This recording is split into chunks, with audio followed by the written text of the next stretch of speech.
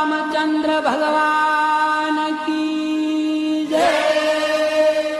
कृष्ण कन्हैया लाल की जय।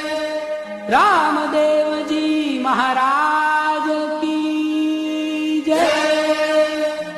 ओम नमः पार्वती पते।